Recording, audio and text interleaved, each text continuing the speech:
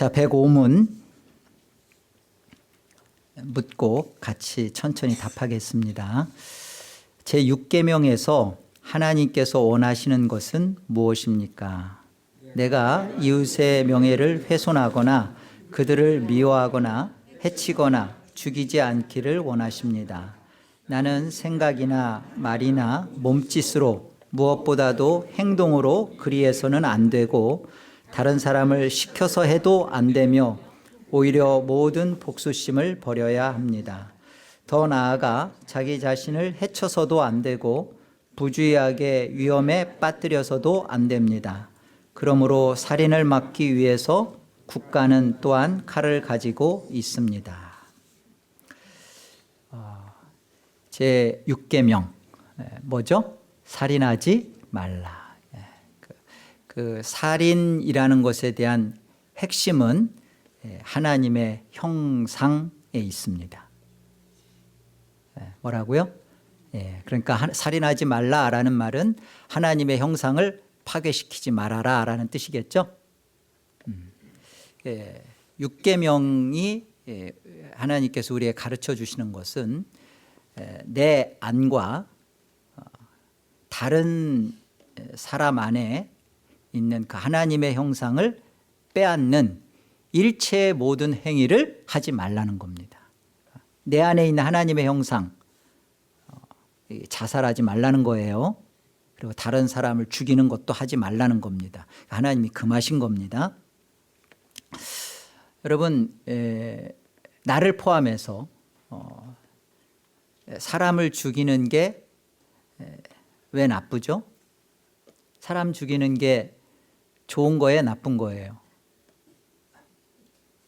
왜 나쁜 거예요? 사람의 그 목숨을 거두어 버리는 거니까, 해하는 거니까 나쁜 거죠. 사람의 목숨이 굉장히 소중하죠. 왜 소중하죠? 여러분, 사람의 목숨에 인간의 가치가 거기에 있을까요? 아마 여러분들 다 사람 죽이는 건 나쁜 거다. 사람의 목숨은 소중하다. 1차적으로 다 그렇게 우리가 생각해요. 그런데 우리 한번 성경을 통해서 사람의 목숨에 대한 그 성경의 태도와 가르침은 무엇인가 한번 봅시다. 창세기 7장을 한번 먼저 가보죠. 창세기 7장.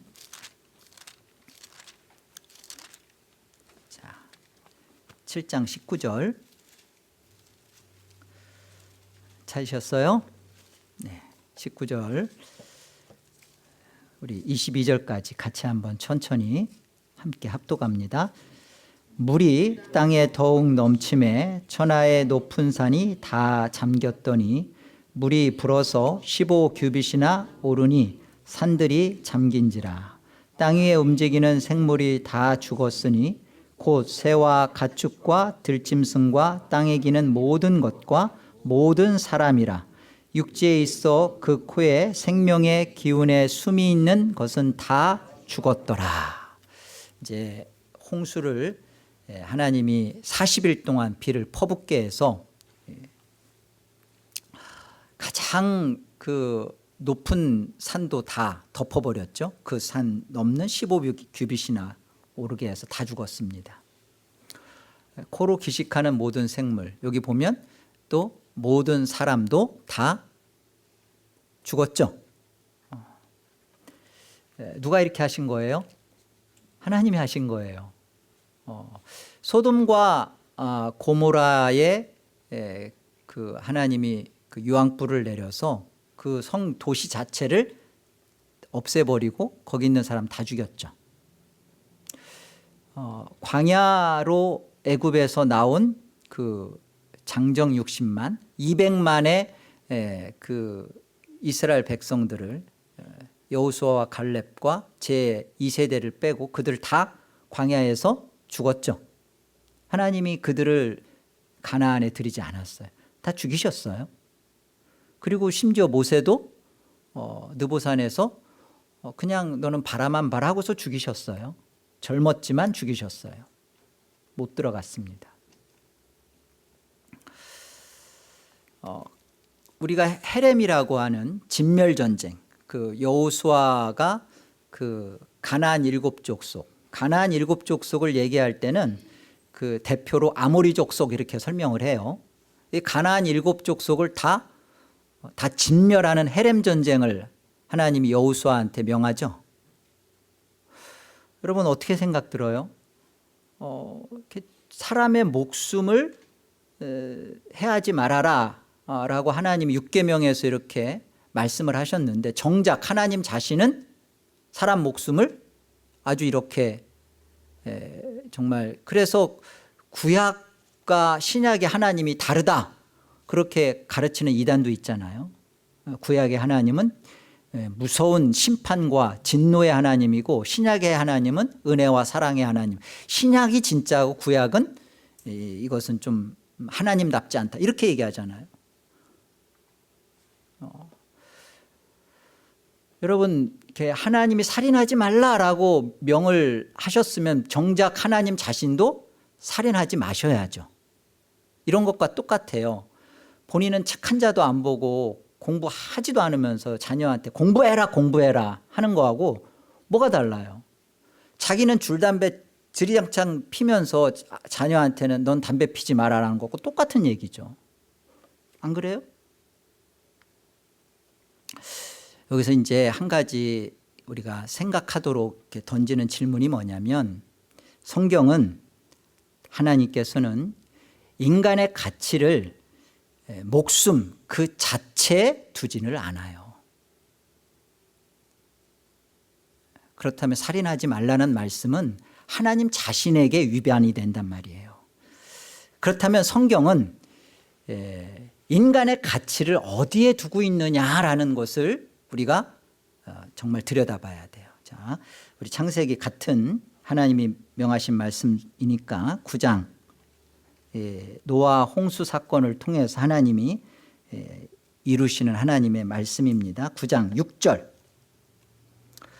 6절과 7절 우리 같이 한번 합독해요. 함께요. 다른 사람의 피를 흘리면 그 사람의 피도 흘릴 것이니 이는 하나님이 자기 형상대로 사람을 지으셨음이니라. 너희는 생육하고 번성하며 땅에 가득하여 그 중에서 번성하라 하셨더라. 인간의 가치를 하나님은 목숨에 두는 게 아니라 어디에 둬요? 하나님의 형상, 자기 형상에 두신다는 것을 꼭 기억하셔야 돼요. 우리 창세기 1장, 이 사실이 왜 중요한가, 인간의 가치가 하나님의 형상에 있다는 말이 왜 이렇게 중요한가, 우리 한번 창세기 1장 26절을 가서 다시 한번 좀 더 생각해 보죠. 창세기 1장 26절 제가 읽을게요. 하나님이 이르시되 우리의 형상을 따라 우리의 모양대로 우리가 사람을 만들고 그들로 바다의 물고기와 하늘의 새와 가축과 온 땅과 땅에 기는 모든 것을 다스리게 하자 하시고, 하나님이 자기 형상 곧 하나님의 형상대로 사람을 창조하시되 남자와 여자를 창조하시고, 하나님이 그들에게 복을 주시며 하나님이 그들에게 이르시되 생육하고 번성하여 땅에 충만하라, 땅을 정복하라, 바다의 물고기와 하늘의 새와 땅에 움직이는 모든 생물을 다스리라 하시니라. 창세기 9장에서도 나타났지만 하나님이 형상을 말씀하시면 반드시 연결되는 게 생육하고 번성하고 땅에 충만하라, 다스리라. 이 말씀이 꼭 연결이 돼요. 자, 대체 인간의 가치가 하나님의 형상에 있다라는 이 사실이 뭐가 그렇게 중요하냐? 오늘 보면 사람을 하나님이 자기 형상으로 만드시고, 그죠? 그리고서는 사람이라 부르자. 그러니까 이 사람은 하나님의 형상을 나타내는 존재예요. 사람만이. 그러니까 하나님께서는 사람으로 형상화 되신 겁니다. 사람이 누구냐? 하나님께서 이 땅에 형상화된 하나님의 형상이에요. 사람. 다시 사람이 누구라고요? 사람의 정의가 뭐라고요? 하나님께서 이 땅에 형상화된 하나님의 형상. 단어 두 개만 연결하면 암기가 안 되죠. 사람은 하나님을 나타냅니다. 좀 정리가 돼요? 사람은 하나님을 그대로 반사해요. 하나님을 보여줘요. 누가? 사람이. 그래서 짐승과 달리 인격과 생명의 존중과 존엄이 사람에게 있는 거예요. 자, 이제부터 정말 중요한 얘기를 다룹니다. 자, 체렘이라고 하는 하나님의 형상이 뭐냐? 물론 하나님의 형상은 그림자예요. 형상 그 자체가 하나님의 그림자예요. 하나님을 보여주는 겁니다. 그런데 성경은 이 하나님의 형상에 대해서 아주 분명하게 이렇게 설명해요. 하나님의 형상은 뭐다? 누구다? 자, 고린도후서 4장 한번 가볼까요? 고린도후서 4장 4절. 고린도후서 4장 4절 합독합니다.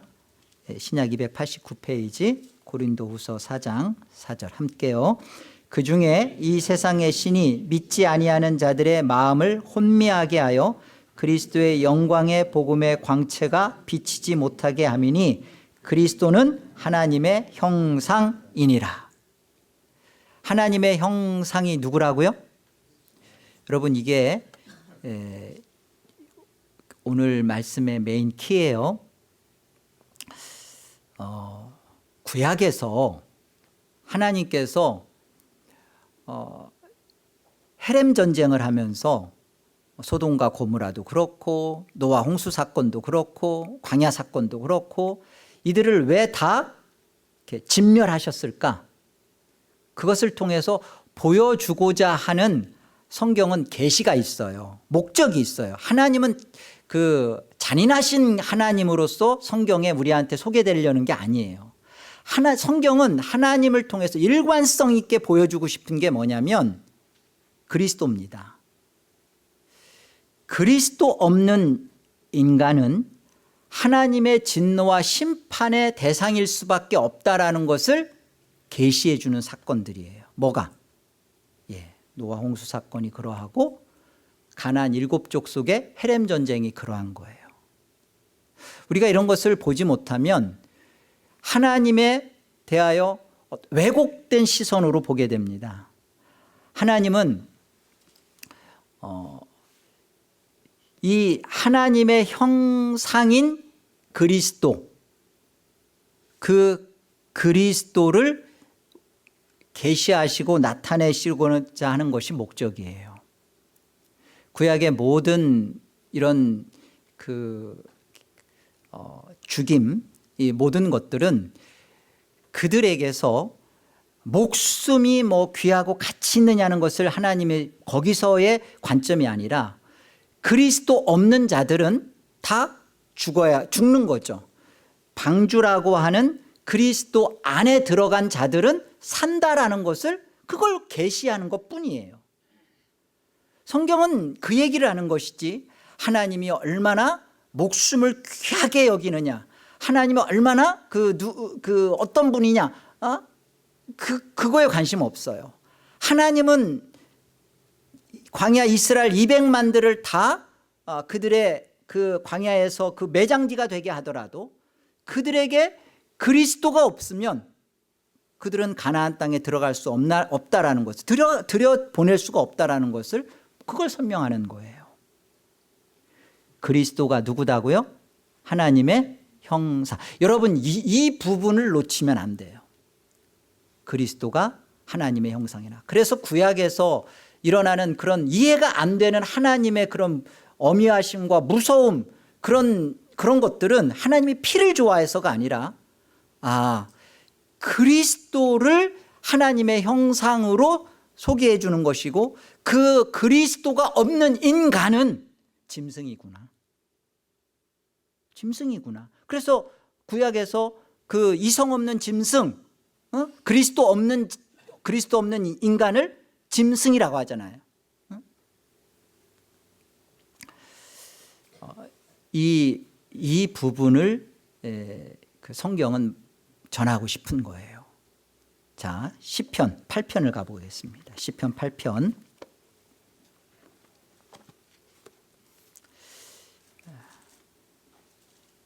시편 8편.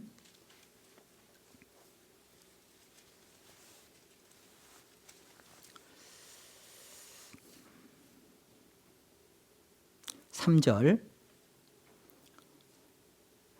주의 손가락으로 만드신 주의 하늘과 주께서 베풀어 두신 달과 별들을 내가 보니. 이 시가 다윗의 시죠. 내가 보니, 다윗이 지금 본 겁니다. 사람이 무엇이기에 주께서 그를 생각하시며. 인자, 사람의 아들이죠. 무엇이기에 주께서 그를 돌보시나이까. 지금은 이 시에 1차적으로 사람 또는 사람의 아들, 누구를 다 말하는 거예요? 다윗 자신을 지금 생각하는 거예요. 다윗을 지금. 그를 하나님보다, 밑에 보면 천사라고 돼 있죠. 하나님보다 조금 못하게 하시고, 각주에 보면 영화와 존귀로 관을 씌우셨나이다. 주의 손으로 만드신 것을 다스리게 하시고 만물을 그의 발 아래 두셨으니 곧 모든 소와 양과 들짐승이며 공중의 새와 바다의 물고기와 바닷길에 다니는 것이니이다. 여호와 우리 주여, 주의 이름이 온 땅에 어찌 그리 아름다운지요. 여러분, 이 시편 8편은 다윗의 시인데 아주 대표적인 메시아 예언시예요.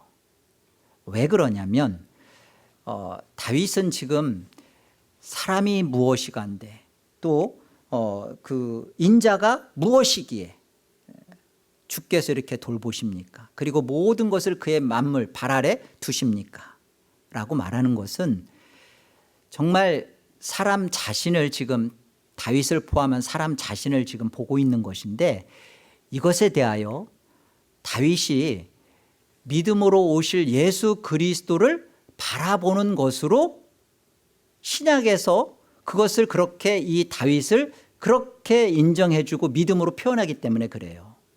다윗 자신은 지금 사람을 이렇게 존귀히 여기고 사람에게 영광을 입혀주시는 것에 대해서 감사하고 그랬단 말이에요. 그리고 어떻게 이렇게 하나님, 천사보다도 이렇게 조금 못하게 하신, 그리고 모든 우주 만물들을 다 이렇게 다스리고 그것들을 이렇게 통치하게끔 하신 하나님께 사람으로, 사람에게 두신 그 영광을 감사했단 말이에요.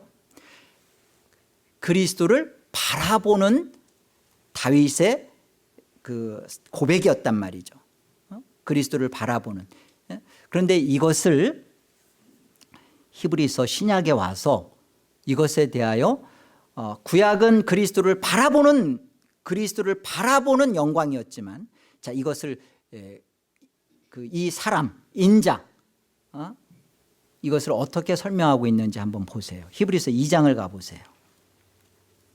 히브리서 2장 6절을 보겠습니다. 히브리서 2장 6절.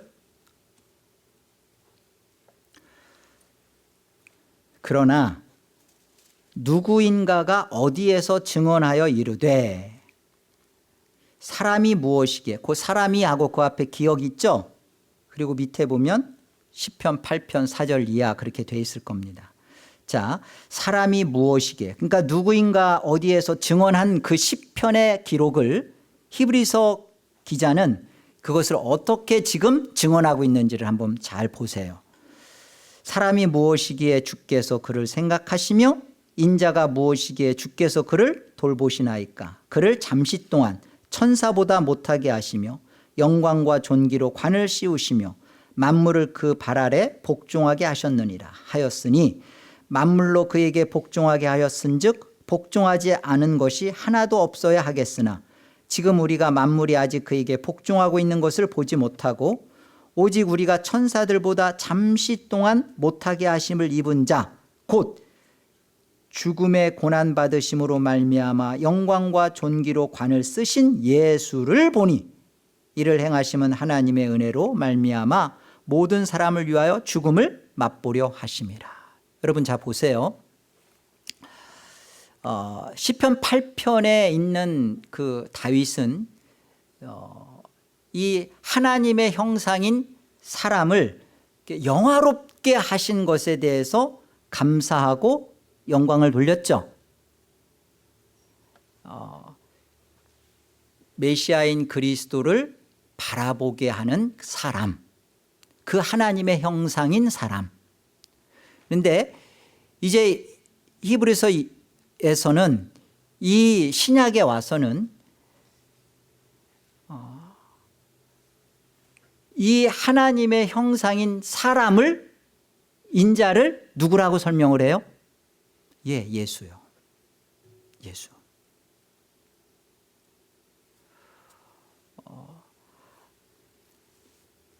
모든 존귀와 영광과 모든 그 죽임을 당한 그 예수가 우리를 위하여 죽임을 당한 거죠. 그러니까 구약은 그 그리스도를 바라보는 영광, 하나님의 형상을 가진 사람이었지만 지금 신약은 그 예수 그리스도가 하나님의 형상인 그가 바로 사람으로 들어와 계신 거예요. 하나님의 형상이신 그 예수 그리스도가 있는 인간으로 우리 안에 그 영광을 주시는 거예요. 구약에서의 그 하나님의 형상과 신약에서의 하나님의 형상이 이렇게 달라지는 거예요. 이 하나님의 형상을 가진 인간은 이제 예수 그리스도로 말미암아서 구원받은 인간이고 가치 있는 인간이고 그리고 이 존재가 성전인 거예요. 이 성전인 거예요. 우리가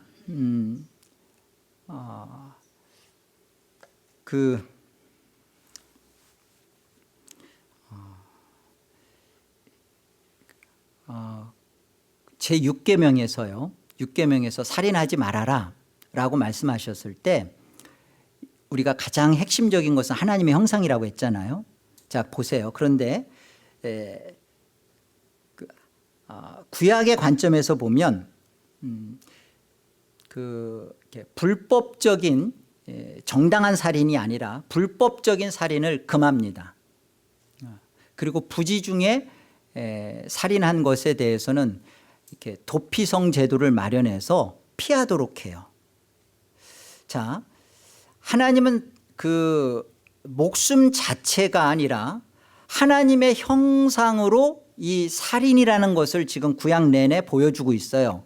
그리고 도피성 제도는 예수 그리스도에 대한 메시아의 죽음을 가르쳐 주시는 거예요. 그러니까 시편 8편에서도 이 사람이 얼마나 무엇이 간데 뭐 누구 간데 인자가 이 존귀와 영광을 이렇게 했냐라는 그 구약에서는 그 그리스도를 바라보는 사람입니다. 하나님의 형상을 가진 존재. 그러나 신약을 보세요. 신약은요 사람과 그리스도가 동일시가 돼요. 구약에는 그리스도를 바라보는 사람이었어요. 하나님의 형상인 그리스도를 바라보는 그런 생명이고 하나님의 형상이었어요. 신약은 예수 그리스도가 그 시편의 8편을 히브리서 2편에서 2장에서 예수 그리스도가 직접 동일시되어 들어오죠. 요한복음 1장에서 보면 본래 하나님을 본 사람이 없으되 예수 그리스도가 독생하신 하나님이 나타나셨느니라. 성육신한 육화하셔서 그리스도가 신약에 들어오시죠. 그리고 그 신약에 들어오신 그리스도가 십자가에 죽으시고 그 죽음을 우리 사람 구원하는 자기 백성과 동일시가 됐단 말이에요.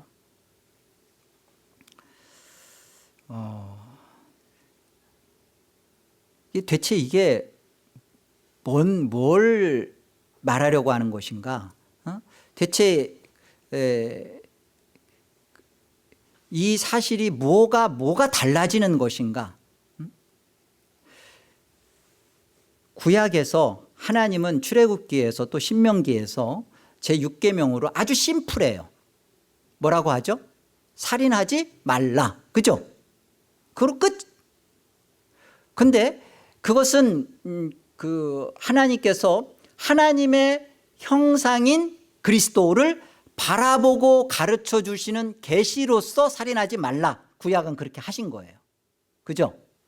자, 하나님의 형상이신 그리스도가 하나님이 이 땅에 오셔서 사람으로 오셔서 그가 십자가에 죽으시고 구원하는 자기 백성과 동일시가 된 신약에서는 이제는 전혀 다른 그 예수님의 제6계명의 해석이 들어가요.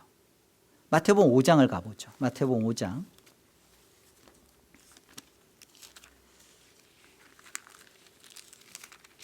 마태복음 5장 보세요. 21절 봅시다. 21절.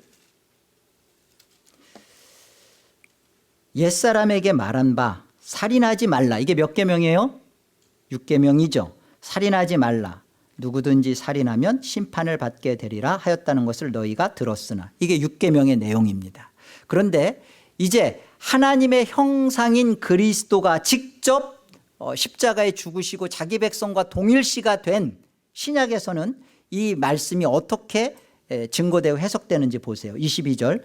나는 너희에게 이르노니 형제에게 노하는 자마다 심판을 받게 되고 형제를 대하여 라가라 하는 자는 공회에 잡혀가게 되고 미련한 놈이라 하는 자는 지옥불에 들어가게 되리라. 그러므로 예물을 제단에 드리려다가 거기서 내 형제에게 원망 들을 만한 일이 있는 것이 생각나거든. 지금 이게 무엇과 지금 자꾸 연결되는지를 놓치면 안 돼요. 이게 구약에는 그냥 하나님의 형상을 가진 자를 죽이지 말라라는 것으로 하나님은 살인하지 말라 명하신 거예요. 하나님의 형상을 가진 그 사람을 죽이지 말도록. 그런데 이제는 지금 예수님께서 이 6계명을 풀어줄 때는 그 사람 속에 예수 그리스도가 직접 이제 들어오실 뿐만 아니라 이제 관계성으로 푸세요. 관계성으로. 관계성으로 푼다는 것은 뭐냐면 이제는 하나님의 형상이신 예수 그리스도를 만난 자, 가진 자는 구약에서는 그것을 사람을 하나님의 형상인 사람을 해하지 않는 것, 죽이지 않는 것으로 하나님 사랑을 한 거예요. 그런데 이제 예수님께서는 하나님의 형상이신 그리스도를 우리와 동일시 여기면서 이제는 이것이 하나님 사랑이 이웃 사랑으로, 형제 사랑으로, 관계로 제6계명을 우리에게 가르쳐 주시는 겁니다. 하나님의 형상이신 그리스도가 십자가에서 죽으신 게 바로 나의 죽음이고 내가 하나님의 그 형상이신 그리스도의 죽음을 통하여서 내가 다시 생명을 얻은 자다. 그렇다면 나는 이제 6계명 앞에 어떻게 서 있냐면 관계성으로 서 있어요. 하나님과의 관계와 형제와의 관계로 서 있단 말이에요. 다음 시간에 좀 더 자세히 풀 거예요. 그렇기 때문에 요한일서나 이런 데에서도 보면 내가 하나님을 사랑하노라 하면서 형제를 미워하면 당신은 하나님 사랑하는 거 아닙니다 라고 하는 거예요. 그렇기 때문에 지금 그 형제에 대해서 이 관계성으로 인격과 그리고 그의 모든 그 말과 이런 것에 대해서 그렇게 이렇게 하나님의 형상이 그리스도가 우리 안에 와 있기 때문에, 들어와 있기 때문에 인격이나 말이나 몸짓이나 눈짓이나 무엇으로도 그 하나님의 형상인 것을, 그 사랑을 반하여서 이렇게 해하거나 그렇게 해서 안 된다라는 설명을 하는 겁니다. 그러니까 관계성으로 들어오는 거예요. 제6계명이 신약에서는. 그러므로 예물을 제단에 드리려다가 거기서 내 형제에게 원망 들을 만한 일이 생각나거든 예물을 제단 앞에 두고 먼저 가서 형제와 화목하고 그 후에 와서 예물을 드리라. 너를 고발하는 자와 함께 길에 있을 때 급히 사화하라. 그 고발하는 자가 너를 재판관에게 내어주고 재판관이 옥리에게 내어주어 옥에 가둘까 염려하라. 진실로 내게 이르노니 내가 한 푼이라도 남김이 없이 다 갚기 전에는 결코 거기서 나오지 못하리라. 왜 이런 부분이 신약에 와서 달라지냐면요, 이제는 우리가 하나님의 형상인 형제, 사람을 대할 때 이제는 우리 관점이 달라져야 되는 거예요. 구약에서는 그리스도를 바라보고 그리스도를 그 안에 바라보게 하는, 그리스도를 그에게 주시려고 하는 사람, 하나님의 형상이었어요. 그런데 신약은 이제는 우리는 형제, 교회 안의 공동체, 우리의 믿음의 가족을 볼 때는 그 안에 그 사람이 그리스도라고요. 그렇기 때문에 살인하지 말라라는 이 명령은 그 사람에게서, 그 사람을 보면서 그 사람을 대하면서 그 사람의 됨됨이나 그 사람에 대한 반응이 아니라 이제는 그 사람이 예수 그리스도께서 핏값으로 자기 백성의 죽음을 대신하여 죽고 그 안에 계신 그리스도로 계시기 때문에 이제는 관계성으로 하나님 앞에 살인의 계명이 우리한테 오는 거예요. 자, 마태복음 한 절만 더 봅시다. 마태복음 25장 가보세요. 마태복음 25장 31절을 보세요. 31절.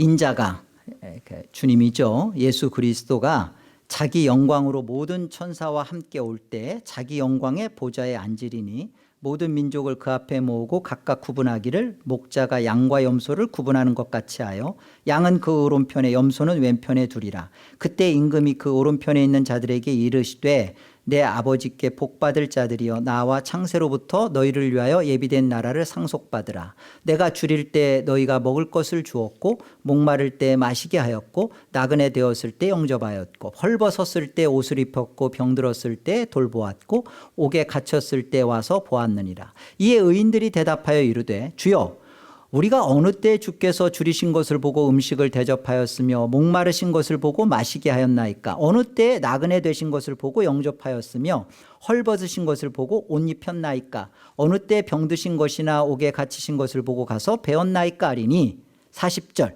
다 같이요. 임금이 대답하여 이르시되 내가 진실로 너희에게 이르노니 너희가 여기 내 형제 중에 지극히 작은 자 하나에게 한 것이 곧 내게 한 것이니라 하시고, 이게 우리가 제6계명 앞에 서 있는 우리의 율법 앞에서의 우리의 모습이에요.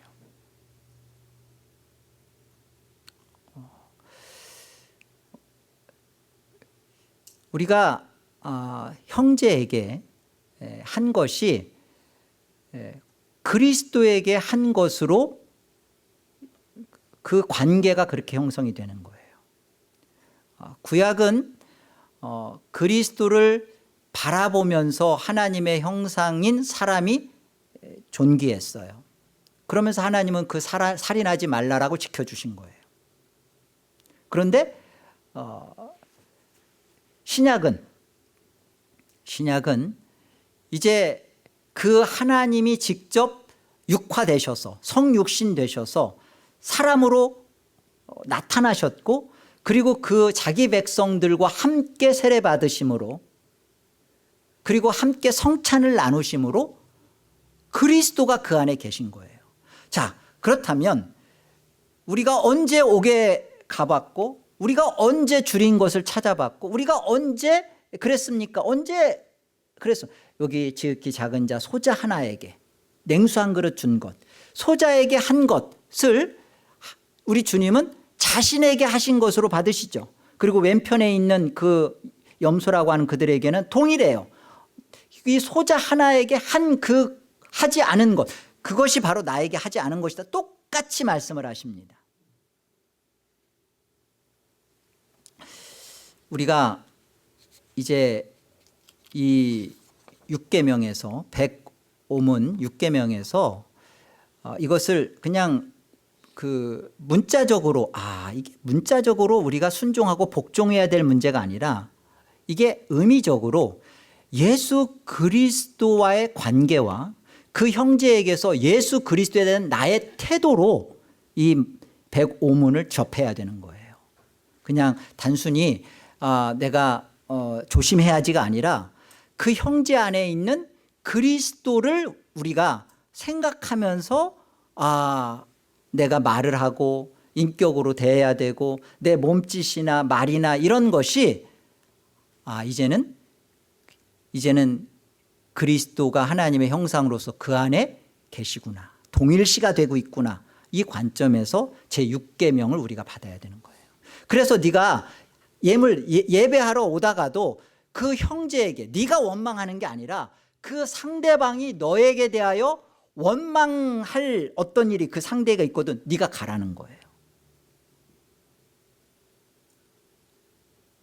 관계의 문제가 제6계명에 주님이 신약에 와서 주님이 우리 안에 들어오셨기 때문에 그래요.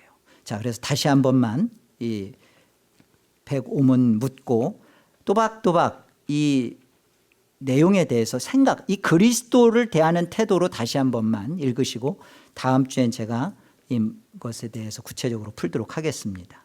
자, 6계명에서 하나님께서 원하시는 뜻 무엇인가? 자, 천천히요.